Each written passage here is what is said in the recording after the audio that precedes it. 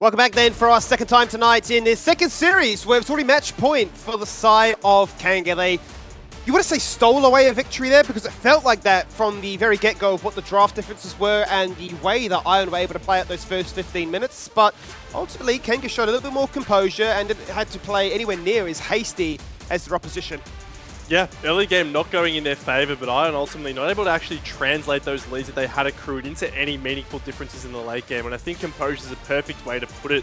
Kanga just really seeming like the more disciplined squad here in that first game at least. But we know from what we've seen at our prior meetings of these teams that you really can't expect anything standard from them no matter what. So coming into game 2 here will be interesting to see what adaptations, if any, are going to take place in the draft. That is the big question now, as they will stick to their guns and remain on the blue side, the side of Ion. I'm going to hope that they can avoid the same mistakes this time around. Now, my prediction is that nothing much is going to change from their side. They're going to still remain with the same first 3 bans, as is the same then for Kanga. No adaptations in that regard, but will it still be that first pick on the Varus?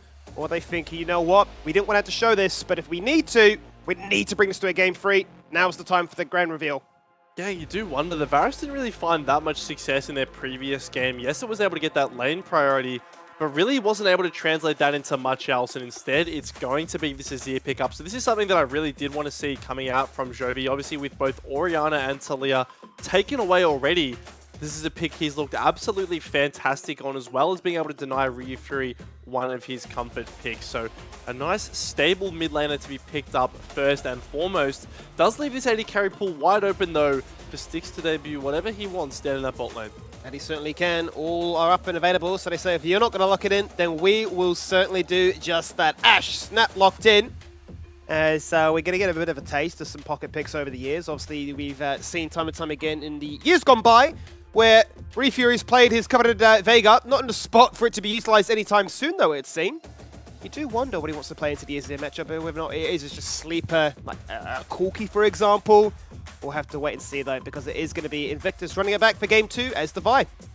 Must be so exciting to be a jungler in the LCO at this time. You get to choose between Vi and Maokai. It feels like every single game these two champions are picked up here, but Invictus looked really good on this pick in game 1, finding decisive engage after decisive engage and really being the factor that overcame their draft difficulties. Now, Ion will have the opportunity to respond here with whatever they want. I really like this early on, going with the Nautilus into the Ashe, potentially in the bot lane. Now, that being said, we do know Kurak, and especially seeing him smile there, does give me a little bit of doubt as to whether this is completely confirmed as an Ashe in the support role. Nocturne will be locked in, so a lot of engage here from either side present already. Yeah, they certainly are. It's going to be a case of not going for the classic Orianna and Nocturne combo, but a variation of that, but so much CC as you highlight. Good luck for Kanga, trying to persevere through all of that. They're going to hover the time Kench, which would be phenomenal at saving a champion that gets isolated out. That Devour will certainly be the go-to ultimate to keep your eyes on. And now begs the question, what are they looking to try and remove away in the second half of this ban phase? With no AD carry locked in, a chance for them to make sure that the Ashe lane is a winning one. Yeah, there's no AD left, so you assume the pairings for Nautilus, like a Kalista and probably a Varus as well, would be taken away here. With that Ashe going into the AD carry, they have picked up the Tahm Kench, which is a fantastic matchup into the Nautilus. Really nice in terms of being able to tank the hook, run back, use that grey health if you need to, but more importantly, save the paranoia from coming out here. I do like the adaptation from Kanga to take away that rumble. You know, having a paranoia on top of an equalizer just makes it impossible, even with the Devour, to actually safely get your carries out of any tight chokes. So heads up ban there as well, denying Doraemon to pick that he looked absolutely fantastic on in their previous meeting. So Galio will be the response from Ion in terms of the bans, taking away that pick that Ryu Fury paired so well with Invictus on last game. And as well, also nice champion at being able to deny that Nocturne engage. If you can get the Nocturne ults off, the Galio ult rather off before the paranoia comes into effect, you can kind of negate a lot of that potential. And it's Kanga actually ban away the Camille here, so I'm not sure if they're anticipating a Camille blind or they're more banning here for a blind top laner on the 4. With Cassante still open, you do imagine either one of those top laners would be remiss not to pick that up. We certainly would, but we've seen our fair share, haven't we, Max, of a fifth pick red side, Cassante coming on and through, and you're figuring that is the response to get the counter pick that you're after, but a lot of respect shown towards this top lane matchup. The bot lane just completely forgotten about. We've got our Ashe, we don't really care what you go for thereafter. And Warden says, well, you denied my Aatrox in game 1. If it's not the Revan, it'll be this one instead. I'm very interested as to why they blind pick this one here, though, because they do have counter pick in mid lane. Could have just picked Rhea Fury's matchup.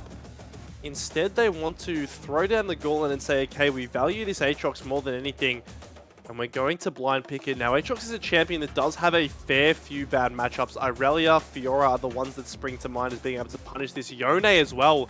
Another one. Oh, no. You know what? Too excited, Bex. It'll be a K'Sante, or in fact, a lobby drop, perhaps, because Nebula didn't get that champion in time. Once again, we go through the cycle of bingo, don't we? If it's not a pause. Actually, we've had no pauses tonight, have we? Oh, why'd you say that? We're due Never for mind. one. Hold on. Hang on a minute. Completely baited by the lobby. Saved.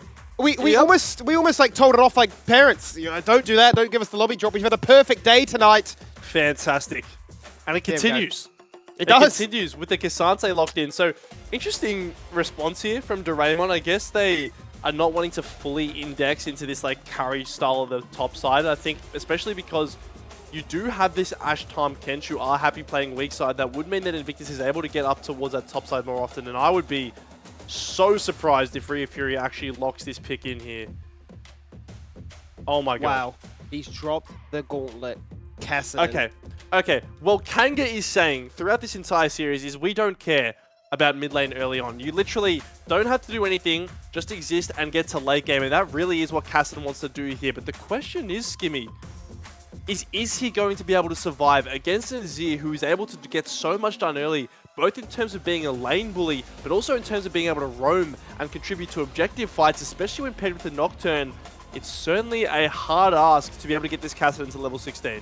Well, that is the concern, right? Is there is once again a whole host of pressure to make sure that the Cassidy does have a rough time. We saw how rough it was for him to go for the blind Galio into the Tristana, and he was just simply losing that 1v1 time and time again. And it almost feels like, I don't want to say disrespect, but it's almost like they're banking on the rookie nature of Ion to make a mistake and not play so elegantly around that mid game, that they will flounder and that they can profit from that, be it items, be it gold, be it bounties. That XP then suddenly becomes the name of the game. It's a gamble, and if it doesn't pay off, we will be going to a game 3. It is very interesting that he's pulled this out here, though, because obviously, you know, they do have that 1-0 lead. This is a pick that they haven't shown previously. We know Rhea Fury can play it, but at least so far this split, we haven't seen that come out. So to see Rhea Fury pick this up here really signals to me that he is wanting a change of pace from game 1, at least in terms of, you know, he took that backseat, he built the Shirelia's Galio, he really was existing to facilitate his teammates. This game, it's all about his teammates facilitating him. How's he going to be able to get through to that level 16? And honestly, even once he does, it's not the easiest game for Cassidy in the world. There's a Nocturne, K'Sante, Nautilus, plenty of CC to make your life harder. But Rhea Fury, that man is all smiles with his 5p Cassidy coming into what could be a potential elimination game here.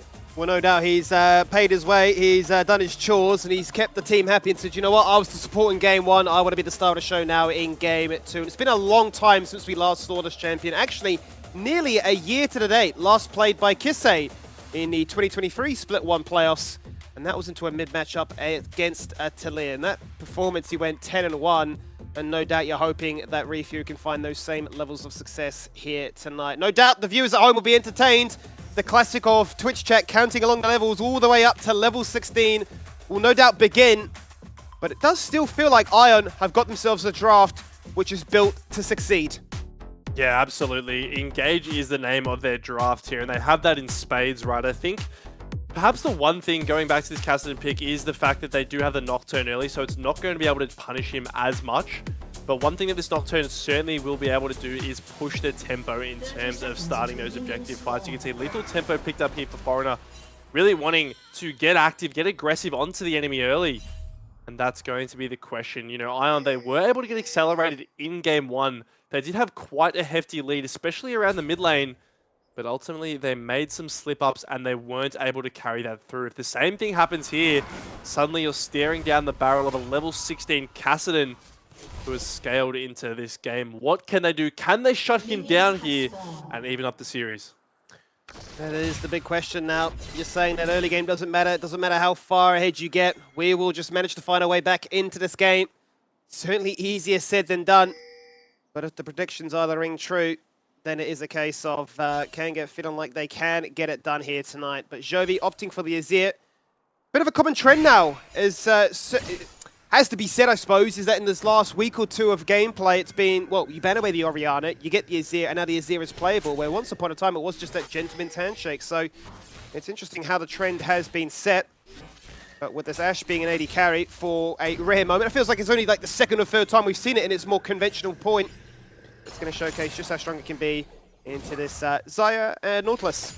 And it's a very big lane bully, right, this Ashe, even if you are picking it in the AD carry, just because of how much range it has. Especially when you're paired with something like a Tahm Kench, you can see here, they're able to get firm control of this wave level 1. Not really allow the shorter range Nebula to walk up. And looking at the mid lane, which is really the focus, I think, of this entire game here, you can see it's actually Jovi who's opted for the Cull start level 1, really wanting to match this scaling. Now, this is by no means a matchup where, you know, Kassadin is just completely 1,000 times better in the late game. Azir, even with that Kassadin level 16 coming online, can certainly contend if he has his items online. So the question is, how big a disparity, I guess, can he create in this early laning phase? Rhea Fury, Fleet Footwork, and Sorcery second, so there won't be any resolve to come online, nor a Doran Shield to deny this harass here from Jovi. So it is a risky play, but Kassadin in general is all about taking those risks. It's a whole gamble to pick the champion in the first place, saying that I will be able to get to level 16, but you know, it is a rarity to see this champion, and I wonder if Ion is going to show us why today. That's a good point in terms of the rarity for this champion in Season 14. Only been seen 9 times globally on the international stage. Actually played a couple of times in the PCS, where these teams will be hoping to try and find themselves competing. Certainly will keep them on high alert, thinking, all right, the LCO keeping it interesting, not sticking to the stock standard copy and paste of what the rest of the world is doing. But it really is a case of Jovi saying, as you mentioned, I'm not going to go for the conventional style here. I'm going to be running the Conqueror. I feel like also in that kind of conversation, we've seen so many rune choices for the Azir. But on top of that then, yeah, I just want to get items. I want to get money. I want to be ahead, so pick up that coal. And the Conqueror is nice as well, both in terms of lane. You obviously don't have it fully stacked very often, but it does provide you that ramping damage that you like against the Kassadin, so you're able to harass him a little bit more. And then once you do get to the late game, right, there are quite a few beefy health bars that he'll be having to get through. So it is a nice little pick up here, and really, so far, the early game quite stable here. Neither jungler making an effort to get towards the lanes on their first little reset here. So a very slow affair, but slow, you have to imagine, is good for Kanga. Now, Ion, on the other hand, are looking to ramp things up, particularly with this Nocturne level 6. You'd imagine the Void Grubs are really going to be a point of contention with this mid lane priority that they do have. The map is incredibly open for Foreigner to do whatever he pleases. And now, he still hasn't reset his Skimmy. Still has just completed his second clear of the Krugs. And with the Ward on Dragon, we'll finally go back to base. You can see pings coming out to the Void Grubs. Looking like he's going to be prioritizing this top lane objective. Certainly seems to be the case, with Invictus already clearing that top half of the map and waiting for the respawns down south. They'll be in the area to look to try and contest and hope to try and steal something away, but they can already predict that to be the answer with the caution pings going towards that direction. It almost feels like both these junglers are going for a full camp clear kingdom, and looking to rush to level 6 as quickly as possible. Yeah, in terms of lanes being able to gank, I think the bot lane is probably Invictus' best bet. You know, Tahm Kench and Ashe, fantastic slows coming out, as well as the CC that is available once Ashe does tick that level 6. So I imagine if there's anywhere that he wants to get active, it is around that bot side. You know, perhaps play away from the mid lane, where you don't really want to be taking those 2v2s because of that power disparity in the early game. That's for the time being. Foreigner will be, like I predicted, up towards these Void Grubs. Nocturne takes them so fast with his passive there, and you can see Hex Flash as well, walking up to the mid lane to ensure that there is no contest possible. And you do wonder just how far Ion will be able to wedge this lead, right? They've already taken those Grubs. The Dragon, the next logical objective for them to turn their attention towards. And really, with your mid laner pinning the enemy mid under his turret for the entire game, there is so much flexibility. That's exactly true. It's going to be very difficult then for Invictus to try and steal anything away, or at least force a trade of those objectives, given that that mid lane isn't really going to want to participate anytime soon. Level 6 available for both of them, but it still would lead that Iron would have that much of a stronger advantage if a fight were to occur. Fauna desperately looking to try and get level 6 as quickly as he can with all 3 grubs secure. It's about making sure the rest of his team is there to assist him and guarantee that pressure does go their way. Now, Woodland is under threat as the lights go out. 6 is acquired, the paranoia is hit, so it's time to try and hit the Tether. The flash, despite being feared, is a little bit too late into a stun thereafter and an isolated 1v1. Doraemon, at this stage, unable to find it. Woodland answering back with a fair bit of damage. But then Fauna comes in and plays cleanup crew and guarantees Ion get first blood. Oh, it's a tragedy for Woodon there. The flash literally 1 pixel away from getting him out of that fear range, but ultimately it still comes through. That enables the chain CC to follow, and it will be the kill coming out. Meanwhile, Invictus looking mid here, but Jovi very tanky and has the Emperor's Divide to get himself out of harm's way. And he certainly does, and no ability to try and cancel out that into Divide with the Season's Assist, because unfortunately for Invictus, he's just not level 6. So, Fury unable to get bailed out of this situation where laning phase is going to be pretty rough, unable to cheat that tempo and get ahead. And we'll have to endure the pressure that is here from range. Yeah, still getting towards the mid lane and perhaps easing some pressure is nice from Invictus. Kind of just popping his head in, non-committal there. And it will allow Fury to keep the CS lead like at least manageable. You can see it's about 12 at the time being, as he will pick up this wave here. No TPs for either mid. But looking like Jovi will base, and Hook just narrowly misses there from Hex Flash. But you can see it's that level 6 timer ticking across from Foreigner, and he honestly has been so fantastic, even in the game 1 loss, in terms of getting his team on the board. Really feels like wherever he goes, he's very decisive, very willing to make a play. And, you know, leveraging all the CC, all the chase down that Cassante can have to pick up first blood in that top lane. But no doubt we'll be hoping that his team is aligned with him on that same bandwidth of ideas, that we're doing this play and we're doing it together, as opposed to different ideas colliding and ultimately a bit of a calamity occurring where you can throw away what was a very strong position in that first game. A little bit more calm affair, though, to say in this second game. Very much a case of picking off what seemed to be the easy avenues, and that was just a case of an overextended Aatrox being taken down for free. And outside of that, you're not really seeing much happen from the side of Kanga. You are looking for them to say, well, if our bot lane is winning, finally now I've got an invitation to take an objective.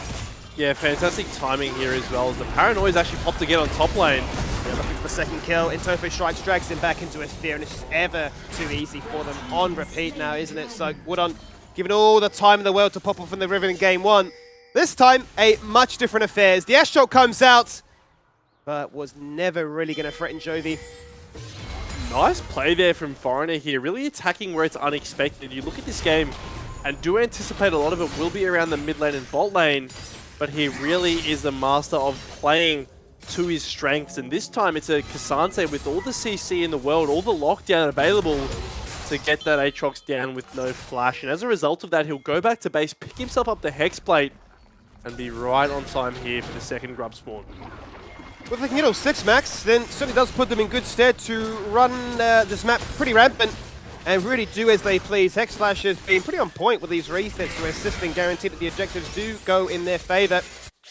And with a 2-0 Nocturne, really what can you do to answer back as the side of Kanga? Invictus will steal away the Raptor camp. They'll deploy their bot lane in the mid as well to try and give Jovi a bit of a headache and try and break over that laning phase much earlier than you'd usually see it to be the case, right? Make sure that Fury can get that isolated 1v1, and if it's into a Xayah, you're potentially asking for trouble.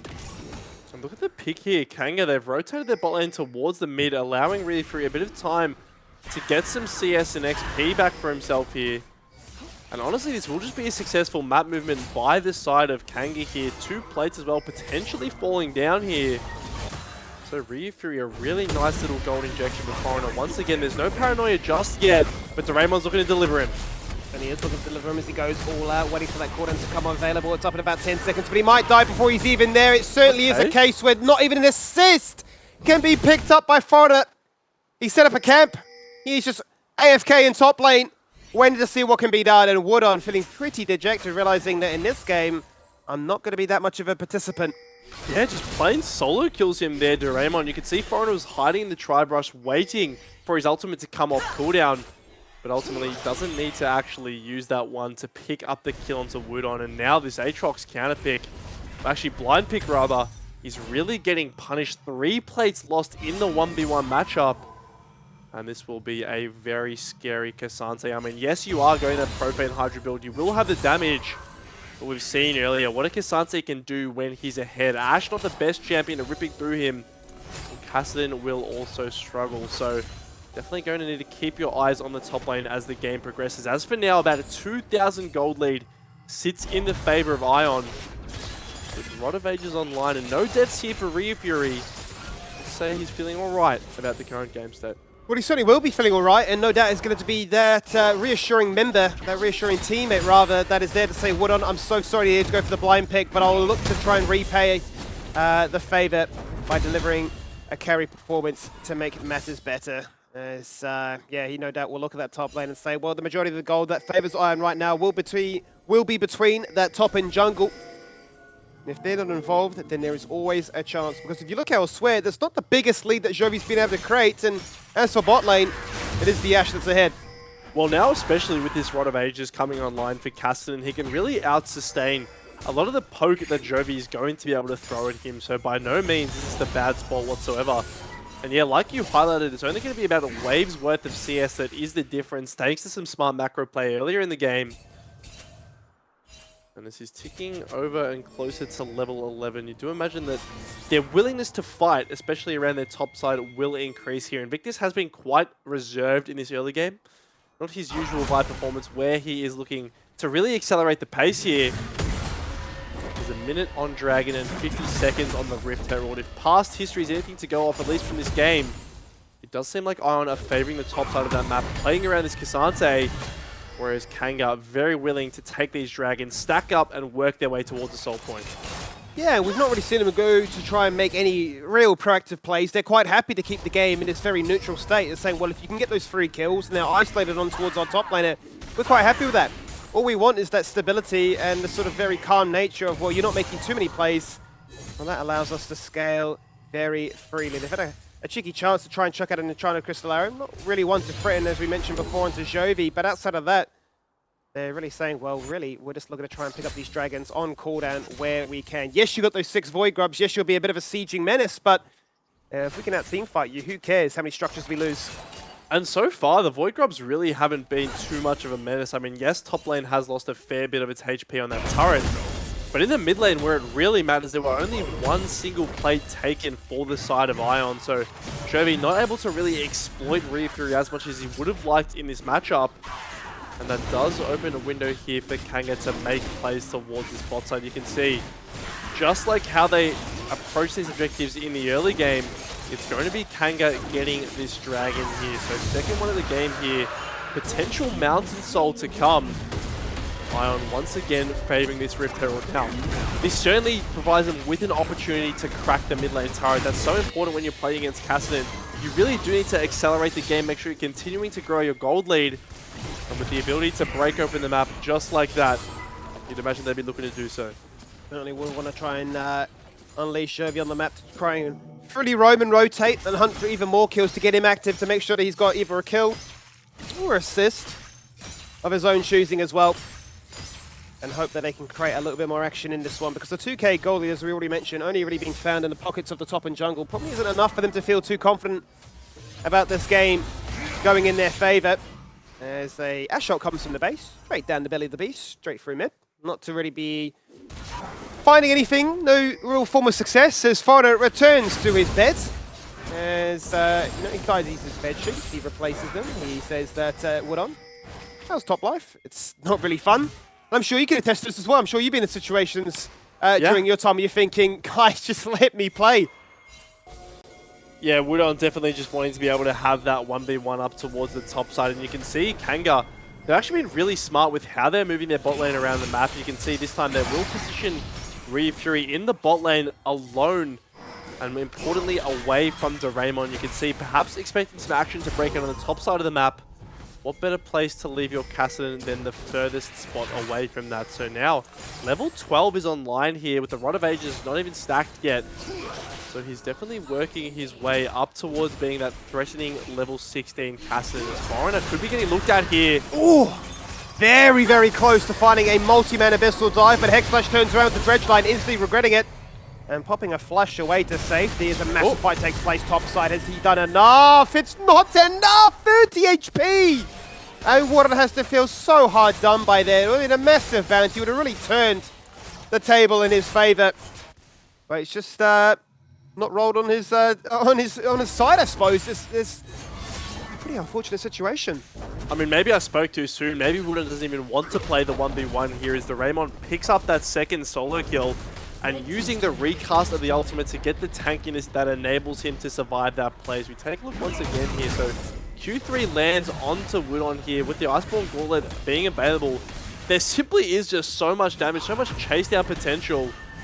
And I think, yeah, Woodon uses that E offensively that enables Raymond to get behind him with a nice little maneuver with the E there, picking up the kill and then crucially reactivating that ult, getting those resistances back and enabling him to survive. So yeah, so far what's been a very quiet affair on the bot side of the map, really been explosive in the top lane.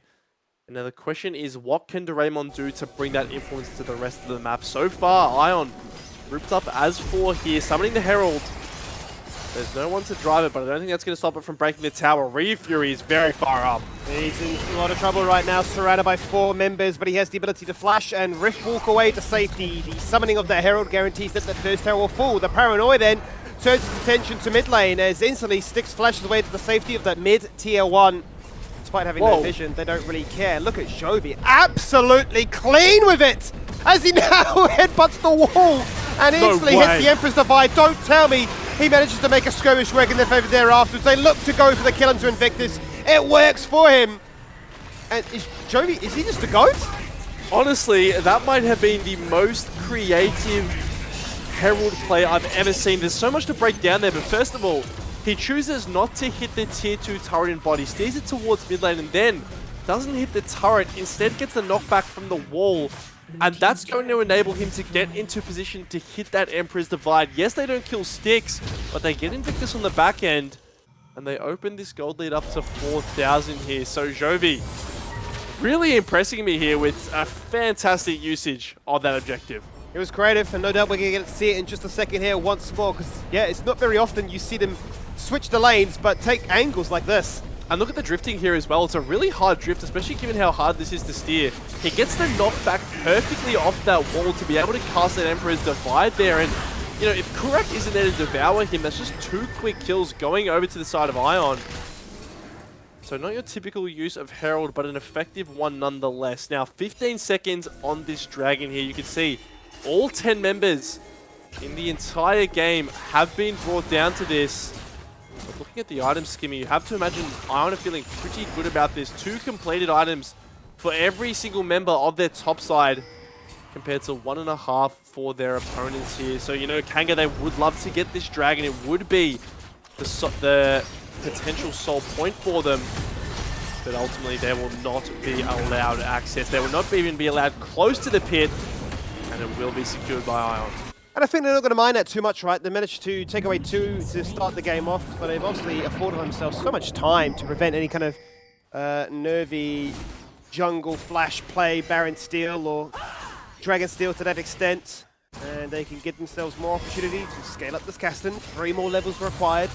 Give Woodon a chance to try and answer back and become a bit of a menace in his own right too, despite the 0-4 scoreline. And obviously allow the AD carry Ashe to truly connect with a Trinity Force to boot as well. Out comes the Ashe ult, the shield. Looking to try and deny it. Not to be used. Oh, the flash has failed!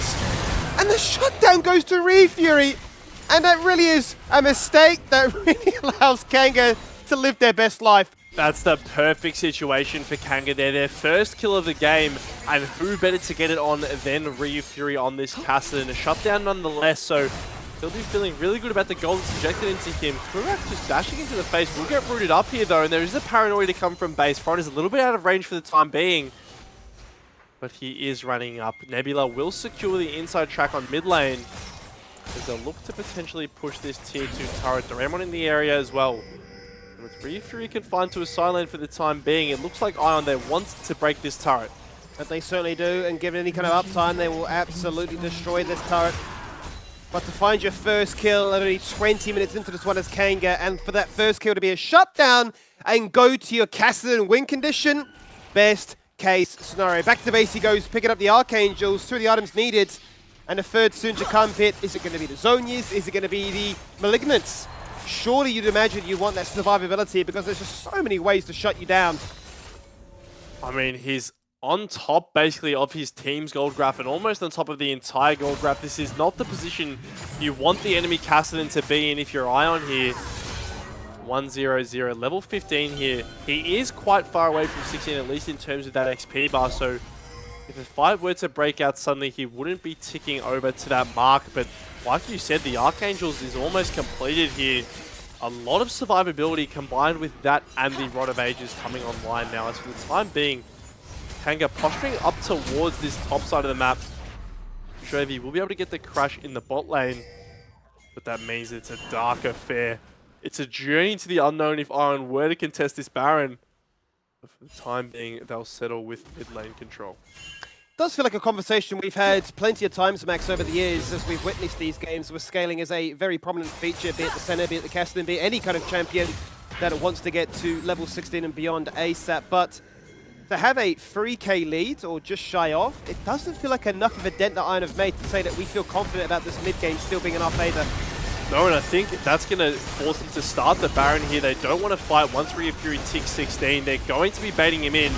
The TP is online. Baron's down to half HP. What did Ion do? The hook lands. Hook lands, the Fury rip walks away. Out comes the paranoia, but not to engage. It's actually turn the lights out, and that's a ticket then for them to try and find a fight as a result. Doraemon jumping on in, but not before Jovi can scoop them all back up against the wall. But it's all going Kanga so far. Yes, Jovi finds one, but he dies instantly thereafter. Now it's Kasante against the world. Get that copy pasta ready. He's trying to 1v4, but it gets shut down, and the Kassadin becomes Castle win. He's not level 16, but it does not matter. Kanga with a decisive fight win around that Baron.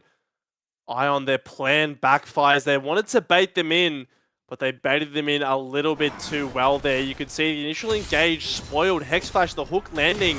The Kassadin is just so mobile. Let's take a look at the replay here. So he TP's in.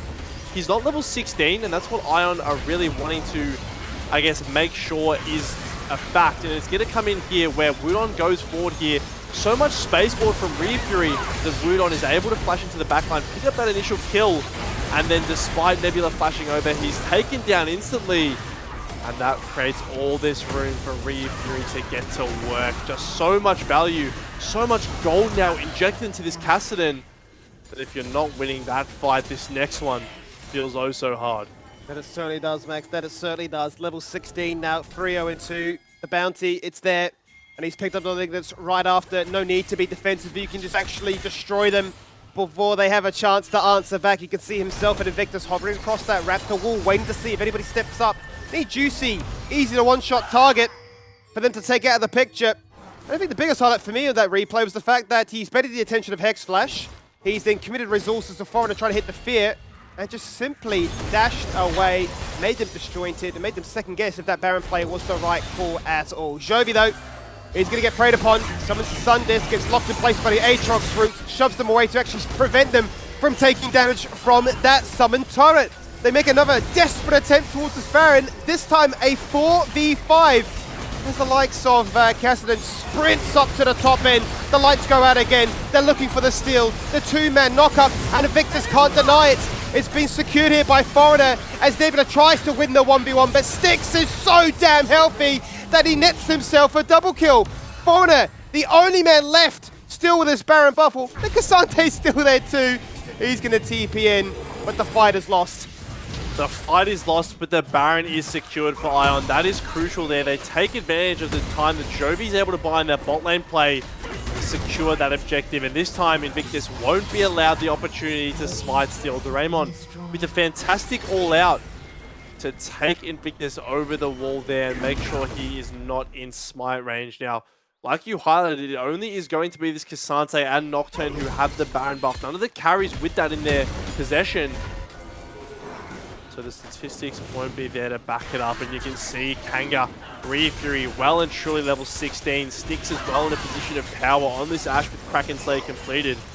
And we can take a look once again here. So after that initial altercation in bot lane, the TP does come through from the Aatrox onto mid wave, and you can see Ion, they know Invictus wants to steal, they know they need to get him out of the pit, but all that distraction buys the time for Kurak to get a fantastic engagement to the bot lane, eats up sticks to allow him to get a better offensive position, and picking up the double kill off the back end. Luckily, Foreigner and Doraemon are able to escape, but that could have been a disaster. Certainly could have been a major disaster. But now the game plan was, what, only 10 minutes ago? Well, even 5 minutes ago, quite honestly there, Max. We were saying, had Ion done enough to get themselves in a strong position to contest the strength that Kanga are building their way towards? They had a 3k lead. You thought, no, it wasn't to be. They lose at an all-decisive Baron fight. And still, they retain the gold lead, but it doesn't feel that way anymore. No, this 1,000 gold lead is incredibly deceptive. Not only are the stats that Dragons are providing most likely going to overshadow that, but also the fact that you have this level 16 Caston, and Wood, onto his credit as well, from a 0-4-0 start to be able to come back in and really be making an impact on the team fights speaks to his resilience as a player, not completely shut down by that laning phase that didn't go in his favor. Now is a very scary prospect for the carries of Ion. I mean, yes, you have a level 16 Azir with 3 items, but plain and simple, against this Kassadin in a side lane, he is not going to be able to stand up to him. Level 17 now on for Ryu Fury. So really, Ion, desperation, negative 10 gold on this Baron power play. Even that objective wasn't able to swing the game in their favor. So now, how do you find your victory? Foreigner, we know he's been creative with finding picks on side lanes. He's going to have to find a miracle. But he certainly does, and no doubt there's a fair degree of frustration from the top half of their map, given that they've had such a successful start to this one. But Wooden has managed to claw his way back into this one. The trust has paid off. He said, Ryu Fury, bail me out of this poor situation. You put me in this place. He has rewarded him handsomely now. 3-0-3 with an 800 gold shutdown to go. It is a very pretty place to be. But still, there's always that concern that if they get a pick, which they certainly can find, they can siege, and they can siege very well. Well, they blow up turrets, right, with this Xayah and Azir, not to mention the fact that they have 6 Void Grubs to go along with all that damage. And you can see, it seems like the 5-man death ball will be the response. No one really wanting to match Ryu Fury in this side lane. But look, the TP's coming through. Ashok comes out to deny them on that reset as Ryu Fury is deciding, do I TP or do I not? He's here now, and a shutdown actually working in favor of Nebula. So Emperor's the buy. down for 48 seconds. Nebula flashing away to safety, but followed by the Vi, who dies in the process. Ion are simply winning. Ryu Fury tries to go golden, but it does not matter. He riff walks away to safety, jumps across the wall, dodges the hook, and really is just playing run for your life because they're all out to hunt you. He's going back over onto Foreigner here. Looking for the kill, he leaps across the way, denying out that fear temper chain.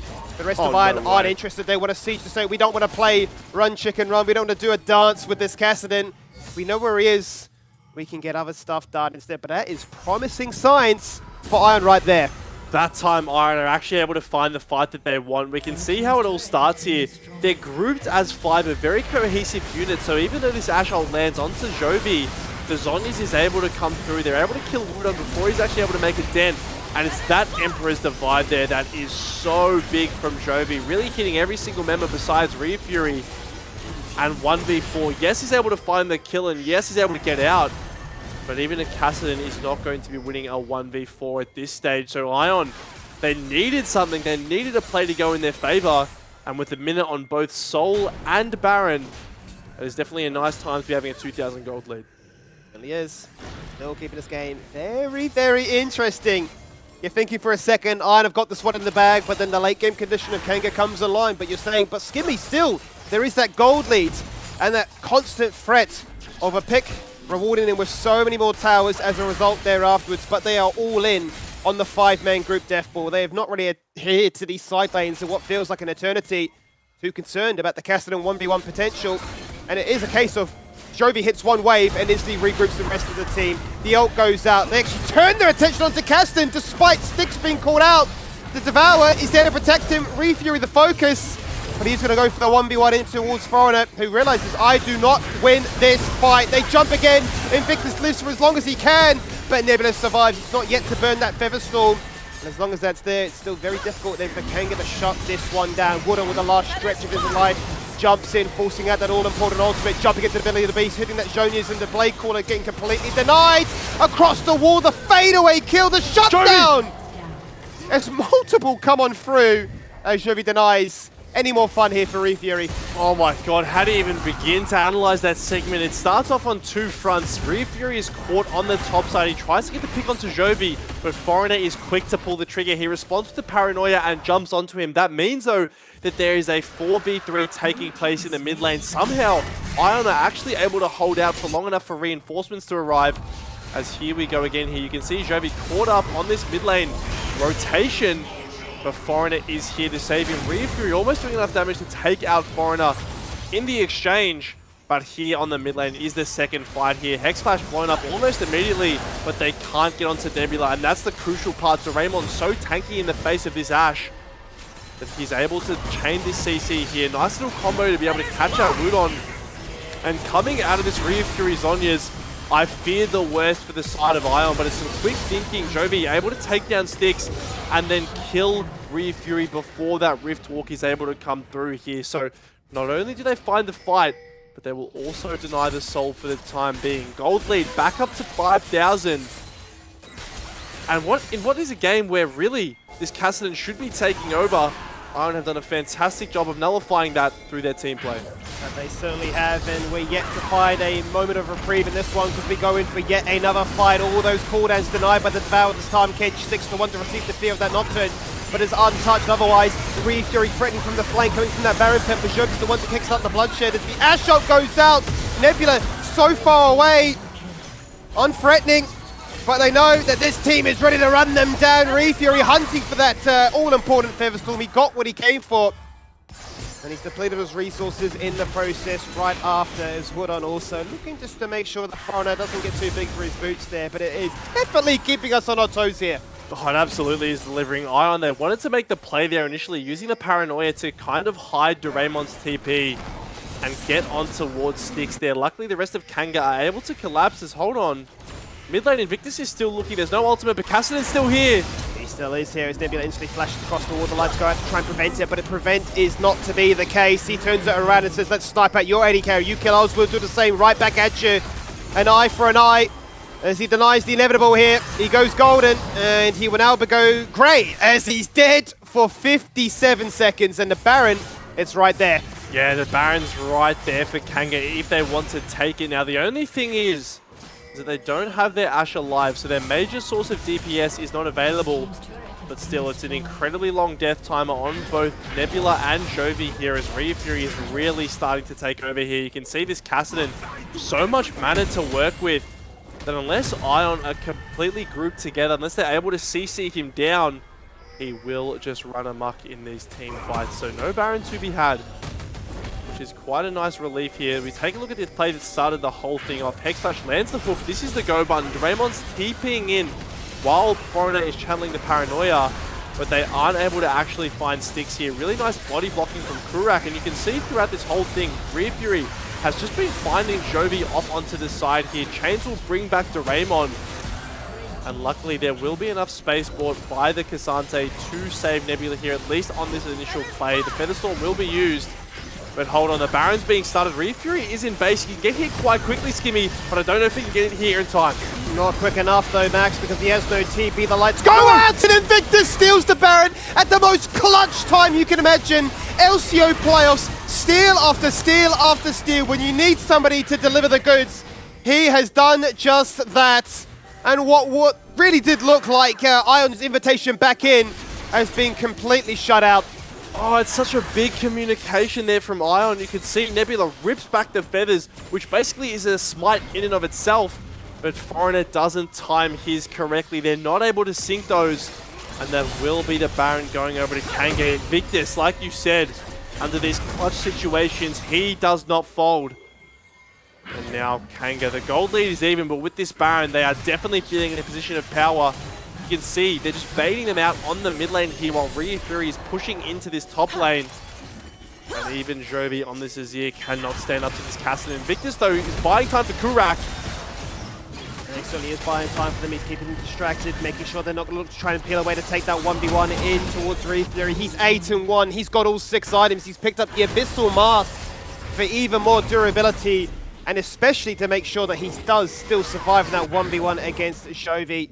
But to lose that Baron like that really does sting. It really hampers their ability to try and answer back. It does, absolutely, but Foreigner, he's trying to find the pick here. Perfect blast cone. Yeah, I'm not sure how that didn't hit Foreigner. I imagine it could have been perhaps a W to still come out from the Nocturne and perhaps dissuade that from coming through. But ultimately, that will mean that Ion, they do have the inside track here. No paranoia, though. It's an incredibly fast cooldown. So they will have it after just a little bit more of waiting. They're still DPSing down this Baron. Can Invictus get in and make a second steal? Running for it. It's going to be picked up there by Ion. That's an extra 15% of resistances, which they so sorely need. But Jovi's the focus, jumped upon, isolated as Doraemon takes Kurak across the wall. But they've not isolated him. They wanted to remove that Devour, but instead they themselves have been deleted. As Jovi is the second casualty of this war. Their Solar Laners are removed, and the Baron siege begins. Yeah, Solar Laners are removed here. There's 40-second death timers on Cassante, 50 on Azir. And with the Baron buff and the wave in the bot lane, you have to imagine they're going to look for something pretty serious here. Nebula did manage to hold onto that Featherstorm. All ultimates available, but can they hang on?